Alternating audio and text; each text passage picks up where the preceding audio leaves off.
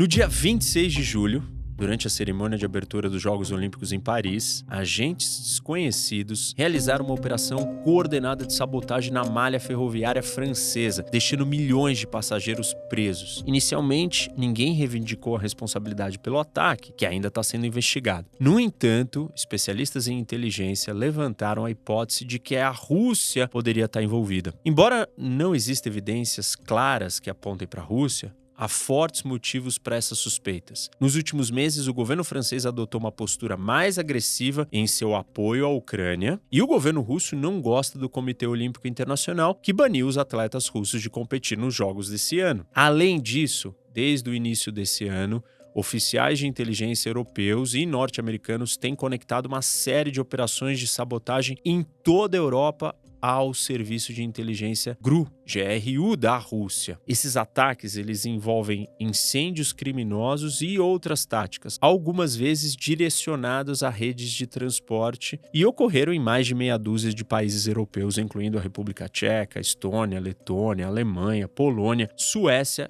e Reino Unido. Por exemplo, em março de 2024, um armazém ligado à Ucrânia em Leighton, no leste de Londres, foi incendiado. A polícia britânica prendeu 4 pessoas sob acusações que incluíam planejar um ataque incendiário e auxiliar a inteligência russa. No mês seguinte, uma instalação em Gales do Sul, pertencente à empresa britânica de defesa, segurança e aeroespacial BAE, foi atingida por uma explosão e pegou fogo. Um ataque que não teve os seus autores encontrados ainda, mas que segue o mesmo padrão dos outros. Ainda em abril, as autoridades alemãs prenderam 2 homens com cidadania dupla alemã e russa, sob suspeita de planejar ataques de sabotagem em uma base militar na Baviera, acusando um dos suspeitos de estar em contato com a inteligência russa. Em maio, a Polônia deteve 3 homens, 2 deles bielorrussos e um cidadão polonês, para realizar atos de incêndio criminoso e sabotagem em nome da Rússia. Ainda mais surpreendente, em meados de julho, a CNN informou que a inteligência dos Estados Unidos e da Alemanha haviam frustrado um plano de agentes russos para assassinar Armin Paperger, o chefe da principal fabricante de armas alemã, a Rheinmetall, que tem sido um grande fornecedor de projéteis de artilharia para a Ucrânia. O assassinato de um cidadão ocidental em solo ocidental marca uma mudança dramática em relação às táticas russas anteriores no exterior, e até mesmo em relação às da antiga União Soviética. Pessoal, fazer uma pausa no vídeo para falar da Insider, nosso patrocinador, apoiador do canal. E às vezes as pessoas, me perguntam, ou pode parecer, mas o custo da camiseta da Insider, a Tech T-shirt, essa que eu estou usando por um acaso, é muito caro. Você não pode analisar o preço sem levar em consideração a durabilidade, ou seja, você está pagando por alguma coisa que vai durar muito mais. Imagina durante um ano, 50 semanas, 50 lavagens, cada vez que você usar uma vez por semana você colocar para lavar, e a gente calcular esse custo. A Insider vai ser R$1,01 por uso, por vez que você usou. Se a gente pegar uma camiseta de algodão normal, básica, e você calcular esse custo por uso, vai dar R$2,84. Então, no final, você está comprando uma camiseta muito mais barata, porque ela vai durar muito mais. Ao longo de um ano, a gente pode pensar nesse custo aqui quebrado. Temos uma promoção especial, e uma promoção especial se você usar o meu cupom. As 20 primeiras pessoas que usarem o cupom do ROC, dessa vez é um cupom especial, é ROC, HOC e especial. Os 20 primeiros que comprarem vão ganhar, mas vão poder comprar uma Tech T-shirt preta por R$1,01. Só os 20 primeiros. E, somando o meu cupom especial com os descontos do site, você pode obter até 30% de desconto mais o frete grátis, gente. Então corre para você poder comprar uma Tech T-shirt pelo custo mais baixo por lavagem de todas as camisetas. O que tem acontecido, na verdade, é que o Putin ele abriu um novo capítulo nas operações de zona cinzenta da Rússia em relação ao Ocidente, que são essas operações clandestinas onde o país não assume que foi ele que atacou, mas são ataques diretos, porém, aonde você não assume a responsabilidade. E tudo isso tem se apoiado em uma força de espiões russos que está ressurgindo, em um novo exército de recrutas locais nos países alvos, ou seja, nos países do Ocidente. Nos últimos 6 meses, forças apoiadas pela Rússia sinalizaram que estão preparadas para atacar a infraestrutura industrial e de transporte ocidental e também, em alguns casos, até cidadãos ocidentais. Além disso, ao empregar essas táticas, o Kremlin parece estar buscando escalar o máximo possível sem desencadear uma resposta militar, porque é óbvio, essas operações estão acontecendo nessa zona cinzenta que eu expliquei para vocês. Porque uma vez que são ataques não assumidos, você sempre pode negar que o ataque foi você que fez. E aí você não pode provocar uma desencadeada. Não é um ataque frontal, é explícito.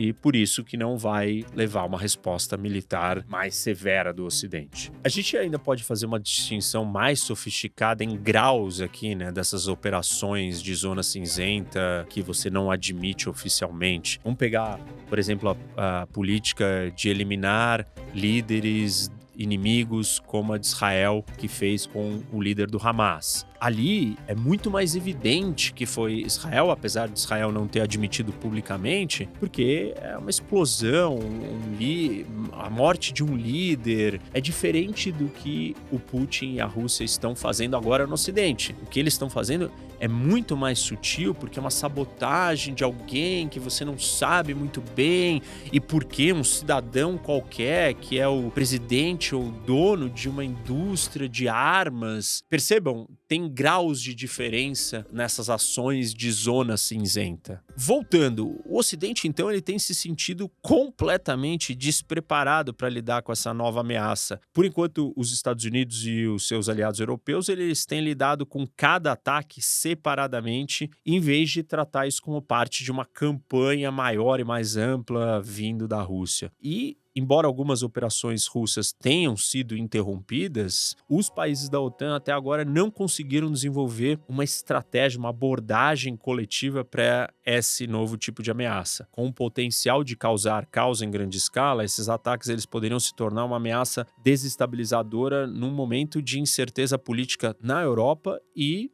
na eleição presidencial acirrada nos Estados Unidos. Embora a campanha de sabotagem da Rússia tenha pego o Ocidente de surpresa, ela não é nova. Os russos utilizam esse tipo de tática faz muito tempo. Depois da Revolução Russa, por exemplo, em 1917, os bolcheviques viam as operações de sabotagem como uma forma eficaz de atingir o Ocidente. Desde a sua fundação, a Internacional Comunista, a Organização Mundial dos Partidos Comunistas, ordenou que seus membros se infiltrassem em instalações de armas e munições em seus países de origem, e o Lenin os obrigou a apoiar também células militantes clandestinas. Essas células clandestinas logo se tornaram um problema tão grande que o governo britânico condicionou o reconhecimento formal da União Soviética ao fim das atividades comunistas nas Forças Armadas Britânicas e em fábricas de munições. Ademais, durante a Segunda Guerra Mundial, o Stalin dissolveu a Comintern, que é essa Organização Mundial dos Partidos Comunistas, em uma tentativa desesperada de agradar os americanos, e as operações de sabotagem terminaram do dia para a noite. Com o início da Guerra Fria, as agências de espionagem soviéticas, principalmente a KGB, elaboraram novos planos para operações de sabotagem na Europa Ocidental e nos Estados Unidos. E na década de 1950, os soviéticos começaram a construir depósitos de explosivos e armas em toda a Europa Ocidental e supostamente nos Estados Unidos para esse mesmo fim. Mas esses depósitos eles seriam usados apenas no caso de que os soviéticos chamavam de período especial, um eufemismo para uma guerra total com o Ocidente. Como esses planos nunca foram ativados,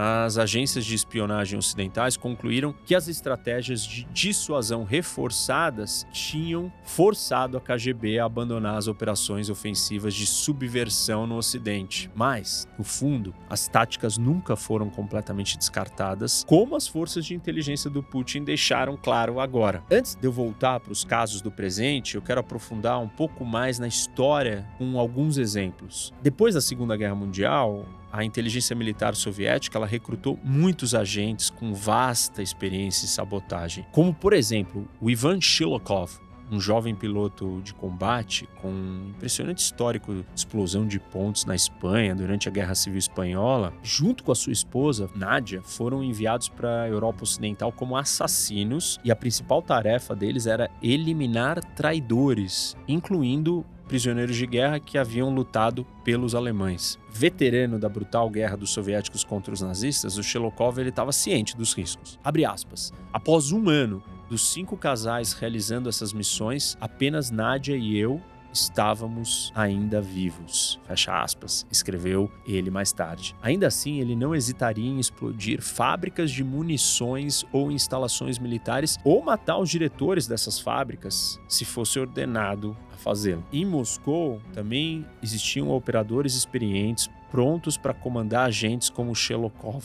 No início dos anos 50, o chefe da polícia secreta do Stalin, o Lavrenti Beria, designou Nahum Etchigon, o principal arquiteto do assassinato de Trotsky, que aconteceu no México em 1940. E esse assassino ele foi convocado para formar uma brigada de operações especiais com o objetivo de planejar a explosão de bases militares dos Estados Unidos na Europa. Mas a ordem para ativar esses planos nunca chegou. A principal razão foi a política interna da União Soviética. Depois da morte do Stalin e a eliminação do Beria, houve uma reação da elite soviética contra os serviços de segurança e inteligência que concentravam muito poder, eram muito poderosos. E sob a liderança do Nikita Khrushchev, o sucessor do Stalin, a liderança soviética tentou trazer o serviço de segurança para o controle do Partido Comunista. O resultado foi que as agências de inteligência se livraram das suas forças mais ousadas, incluindo o Etchigon,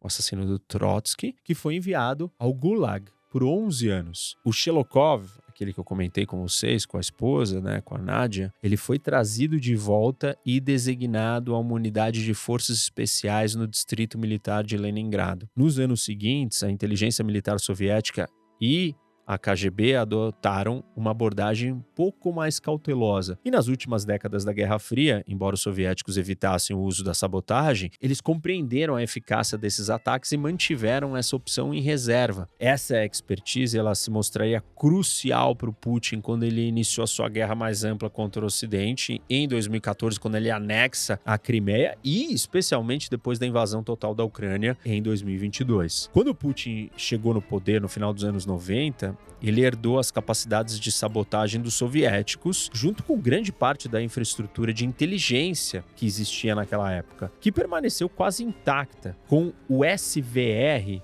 absorvendo o ramo de inteligência estrangeira da KGB. Ao longo das últimas décadas, à medida que o Putin vai se estendendo no poder, vai se consolidando, ele gradualmente vai revivendo as táticas mais ambiciosas usadas pelo Stalin até a Segunda Guerra Mundial. E em 2004, por exemplo, os agentes de inteligência russos assassinaram o ex-vice-presidente checheno, o Zelenkan Yandarbiev, no Catar. Desde então, os assassinatos patrocinados pelo Estado russo nunca pararam e logo passaram a incluir uma série de envenenamentos de exilados russos e de figuras da oposição que haviam ido para o Ocidente. É importante contextualizar para vocês que essas operações todas dos russos ou da Rússia até então era contra cidadãos russos que estavam no Ocidente, nunca buscando matar ou assassinar cidadãos do Ocidente. E essa é a novidade e o nível da ousadia dessas operações de sabotagem do Putin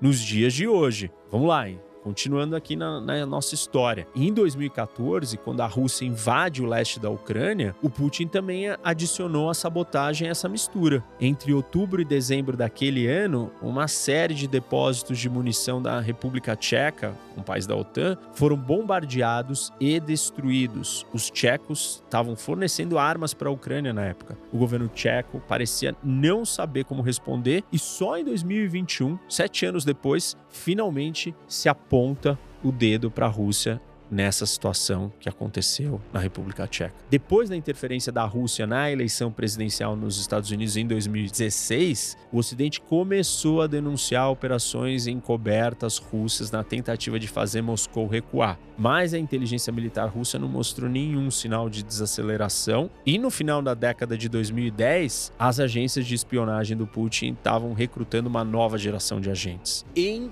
2022, a mal executada invasão da Ucrânia por Moscou e o fracasso da inteligência russa em antecipar a resposta ucraniana e ocidental colocaram temporariamente essas atividades híbridas de inteligência em desordem. Por um tempo, a inteligência militar da Rússia lutou para recuperar sua posição de destaque e respeito, mas à medida que a guerra na Ucrânia rapidamente evolui para uma guerra de espionagem mais ampla contra o Ocidente, os serviços de inteligência e segurança da Rússia se reagruparam rapidamente e encontraram um novo senso de propósito, uma nova missão, né? E entre os planos mais ousados estava o esforço para assassinar o executivo da empresa de armas alemã, o Paperger. Esse ataque poderia muito bem ser um teste. Moscou pode ter tentado avaliar a reação que a Alemanha teria e o potencial de tal operação para mudar a opinião pública alemã sobre o apoio da Alemanha à Ucrânia. Portanto, na verdade, o Putin estava apostando que ou isso poderia causar a Alemanha ficar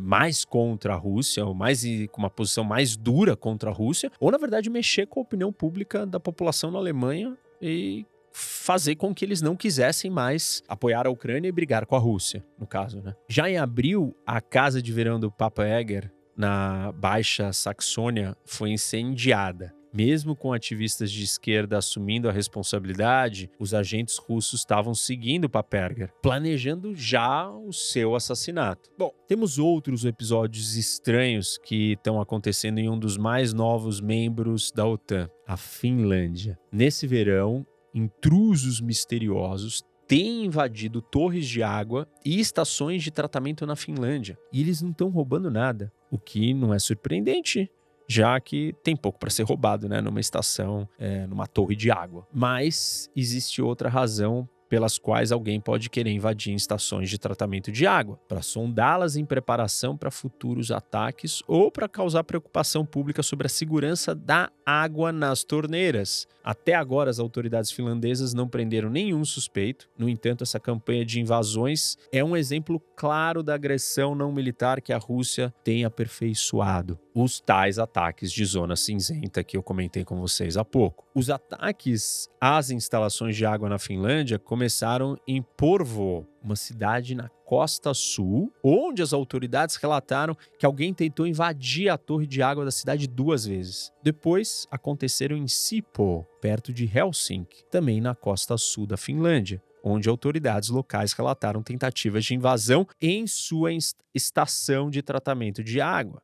Assim como em Porvoo, os invasores miraram a instalação 2 noites seguidas, ou seja, voltaram uma noite depois da outra. Já em meados de julho, já haviam ocorrido 11 tentativas de invasão em torres de água e estações de tratamento na Finlândia. Quem poderia estar por trás de um fenômeno tão estranho? Não é mesmo? Além da questão da água, no outono passado a Rússia começou a trazer tantos migrantes para a fronteira finlandesa com o objetivo de sobrecarregar as autoridades finlandesas que Helsinki teve que fechar completamente os pontos de passagem. Mas como eu já expliquei até agora para vocês, a Finlândia não é o único alvo dos russos. E a Rússia parece estar envolvida na sabotagem misteriosa de 2 cabos submarinos e de um oleoduto em águas suecas, finlandesas e estonianas, também no outono passado. O suposto autor, um navio porta-container chinês, trabalhou extensivamente com as autoridades russas e navegou de e para portos russos no Mar Báltico antes e depois dos incidentes. De fato, a Rússia pode continuar inventando novas formas de agressão na zona cinzenta entre guerra e paz, porque ela não enfrenta punição por tais atos. Os países ocidentais simplesmente não vão responder na mesma moeda. Imagine se os governos de democracias liberais do Ocidente reunissem solicitantes de asilo e os enviassem posteriormente para a fronteira da Rússia ou permitissem que gangues cibernéticas baseadas no Ocidente paralisassem hospitais russos. Claramente isso não aconteceria, o Ocidente não vai fazer isso e não pode fazer isso por uma questão de democracia. As pessoas não vão permitir isso, será um escândalo, rejeitado, enfim, tem uma série de limitações na forma como o Ocidente pode agir. Mas tudo isso pode ser só a ponta de um iceberg, de uma guerra muito mais ampla, que eu sempre estou falando sobre ela aqui no canal para vocês. Um exemplo disso, em maio desse ano, Janet McCabe,